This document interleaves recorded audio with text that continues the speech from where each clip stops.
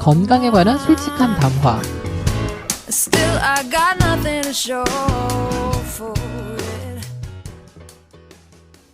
일단 소양인들은 열을 꺼주는 방식으로 치료를 해볼 수 있고요. 네. 태음인 중에 열이 많으신 분들은 습열을 좀 빼주고, 네. 그리고 한습이 많으신 분들은 한습을 좀 빼주면 아무래도 조금 지연은 시켜드릴 수 있죠. 그렇군요. 자, 그리고 이 아침에 머리를 감는 것보다는요, 저녁에 감아야지 좋다고 합니다. 그래서 이게 이유가 뭐냐? 이 모발에 사용된 헤어 제품을 비롯한 먼지, 노폐물까지 모두 씻어내서 청결한 상태를 유지할 수 있기 때문이다. 그래서 이런 부분들은 뭐 생활 속에서도 또 활용해 볼 수 있는 그런 방법인 것 같고요. 자, 그리고 탈모가 어느 정도 진행이 될 때 염색이나 퍼머를 피해야 된다. 상식적인 얘기인 것 같지만 실질적으로 이걸 또 모르시는 분들도 있더라고요. 자, 그래서 잦은 미용 시술이 탈모를 촉진할 수 있다. 이게 무슨 얘기냐면 펌이나 염색에 사용되는 약품들이요, 대부분 알칼리성이래요. 예. 그래서 이 두피에 자극을 줄 수가 있다. 그리고 헤어드라이어 있죠. 바람이 뜨겁잖아요. 예, 그렇죠. 사막에 나무를 심는 얘기 하셨는데, 자, 이게 헤어드라이기에 뜨거운 바람도 모발에 손상을 가져올 수 있다. 아, 자꾸 머리에 열을 주는군요. 네, 그래서 머리를 말릴 때도 수건으로 이렇게 톡톡 두드리듯이 물기를 제거한 후에 찬바람으로 건조시키는 게 좋대요. 아, 그렇군요. 네. 그리고 얼마 전에 다들 기억하실지 모르겠지만 하수오라는 약이 있잖아요. 이 하수오라는 뜻이 어찌하, 머리수, 까마귀 오라는 뜻으로요. 어찌하여 머리가 까마귀처럼 검은가, 이런 뜻입니다. 약 자체가. 아, 그럼 이 하수오란 약이 머리카락이랑 관련이 많은 약이군요. 예, 그렇죠. 하수오라는 약은 적하수오, 백하수오 두 종류로 나뉘는데요. 네. 이거를 끓여서 드시면 머리가 감아진다고 합니다. 근데 요즘 백화소화가 잘 없다면서요. 몇 년 전에 문제가 된 내추럴 엔도텍이라는 회사에서 네. 이거를 이어부피소를 백화수오로 속여서 판 후로 네. 재배하시는 분들이 많이 없어졌고요. 아, 그때 좀 타격을 입으셔가지고 예. 농사를 안 지으시는 거군요. 예. 그렇기도 하고 백화수오 가격 자체가 많이 뛰었습니다. 여기서도 한 파운드에 인삼 한 통하고 비견될 만합니다. 상당한데요? 예, 많이 비싸졌어요. 자, 그리고 이 탈모를 방지하기 위한 생활 습관 중에서 올빼미 생활, 탈모가 많다. 그래서 충분한 수면과 휴식이 이루어지지 않을 경우 예. 부교감신경 기능이 떨어지고 이로 인해서 두피의 영양 공급이 제대로 이루어지지 않아서 탈모가 시작되거나 또는 탈모가 심각해질 수 있다라는 견해입니다. 예. 자, 그리고 무작정 굶는 다이어트 있잖아요. 자, 이게 특히 이 머리카락에 필요한 미네랄, 단백질, 비타민 등의 영양 부족을 일으켜서 모발을 약하게 만들고 빠지게 만든다. 결국은 영양실조로 영양이 부족해서 머리가 빠진다는 얘기군요. 네, 그렇게 되는 거죠. 자, 그리고 이게 재밌는 얘기예요. 콜레스테롤과 지방이 다량 함유된 음식을 즐겨 먹을 경우 예? 피지 분비량이 늘어나고 두피를 청결하게 유지하기가 어려워져서 탈모를 유발한다.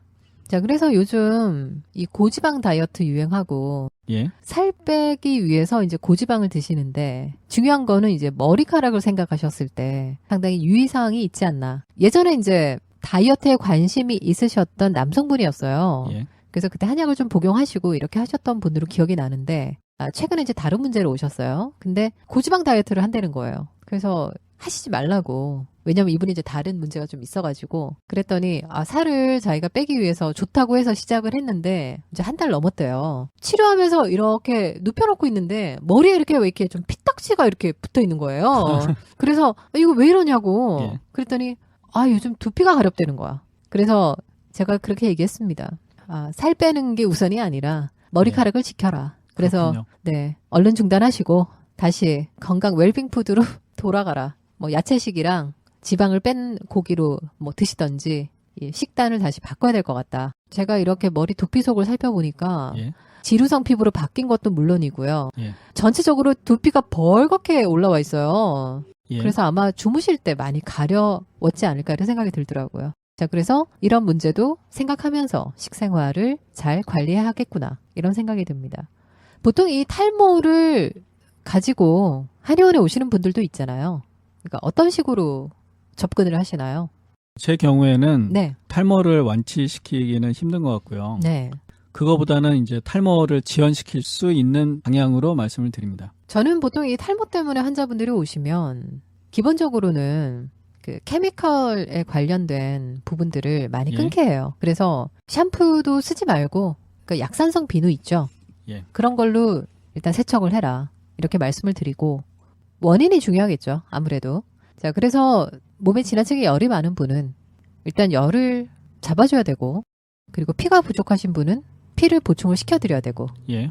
그리고 혈액이 이제 탁하신 분들 이런 분들 같은 경우에는 이제 혈액을 좀 맑게 해주는 식으로 예. 그래서 기본적인 몸의 토대를 어느 정도 안정적으로 만들어 드리면 그런 부분들이 좀 해소가 되는 그리고 특히 이제 머리에 왜 부스럼이 막 생기시는 분들 있잖아요. 예. 그런 경우에도 궁극적으로는 탈모의 원인이 되더라고요. 그래서 부스럼은 많은 분들이 식생활과 그리고 지나친 음주 예. 이런 부분이랑 관련이 있어요. 그래서 그 부분을 반드시 수정을 해야 된다. 이렇게 말씀드리고 있습니다. 그리고 왜 이런 얘기 있잖아요. 야한 생각을 많이 하면 머리가 빨리 길어진다. 이거는 속설일까요? 내 몸이 산다. 솔직담 2부 함께하고 있습니다. 일단은 속설이라고 할 수 있고요. 네. 그렇지만 젊었을 때 야한 생각을 많이 하면 아무래도 성호르몬이 더 생성될 거 아니에요. 그렇죠. 예, 그러다 보면 머리카락이 더 빨리 자랄 수 있을 거라고 생각도 됩니다. 그러게요. 이 호르몬 얘기를 잘 말씀하셨는데 되게 재밌는 얘기가요. 탈모에 영향을 끼치는 게 예. 궁극적으로는 남성 호르몬이 많이 분비되는 것도 하나의 원인이 된다고 합니다. 예. 그래서 남성 호르몬 부산물인 디하이드로 테스토스테론. 자, 이것이 모발의 정상적인 발육을 막아서 평소보다 많은 양의 모발이 탈락하는 현상이 일어나게 된다고 하네요. 자, 그러면 두 번째 속설. 대머리가 정력이 세다. 실제로 그럴까요? 제 생각에는 전혀 상관이 없습니다. 대머리 중에 원래 기운이 세 보이시는 분들은 정력이 좋다고 할 거고요. 어떤 분들 보면 대머리셔갖고 머리카락이 별로 없는데 옆으로 이렇게 넘기시는 분들 있잖아요. 네. 110도 정도에서 이렇게 넘기시는 분들. 예. 네. 그런 분들은 보통 보면 기운이 좀 없어 보이시는 분들이 많아요. 네. 그러니까 그쪽 분들한테 정력 문제를 물어보면 별로 상관이 없다고 하실 것 같습니다. 자, 이거는 참 이렇게 알 수 없는. 근데 저는 이런 경험은 있어요. 머리숱이 좀 없는 남편을 두신 부인들이 한의원을 예. 같이 내원하시는 경우들 있잖아요. 예, 예. 근데 그렇게 금술이 좋은 거야. 제가 볼 때는. 그래서 부인이 아주 지극정성으로 남편을 공략을 잘하더라고. 그래서 그 속설이 맞는 건가. 저는 한번 그런 생각을 해본 적도 있어요. 자, 그래서 뭐 구체적인 진실은 우리가 알 수는 없지만 뭐 혹시 이제 이 방송을 들으시고 실제 맞다. 뭐 이렇게 주장해 주실 분들이 있다면 또 후기 게시판을 이용해서 알려주십시오. 자, 오늘 탈모에 대한 이야기, 머리카락에 관련된 이야기를 좀 해봤네요. 박 선생님은 머리숱이 많으신가요? 저는 어렸을 때부터 어디를 가나 머리숱이 그렇게 많냐고 들었습니다. 그래요. 어떻게 보면 큰 복을 타고 나셨네요. 자, 그래서 머리카락에 관련된 여러 가지 이야기들, 그리고 탈모의 종류도 얘기해봤고, 또 예. 평소에 좀 어떤 식으로 관리를 해야 되는지, 그리고 체질별로 또 이런 원인이 어떻게 다른지, 이런 것들도 살펴보게 됐네요.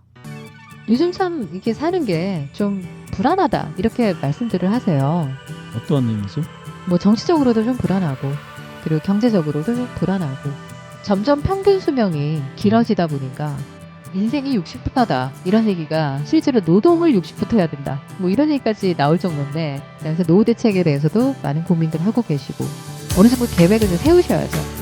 오늘 함께 해주신 박 선생님 감사하고요. 저희는 다음번 이 시간에 더욱 유용하고 재미있는 이야기들로 찾아오겠습니다. 고맙습니다. 고맙습니다.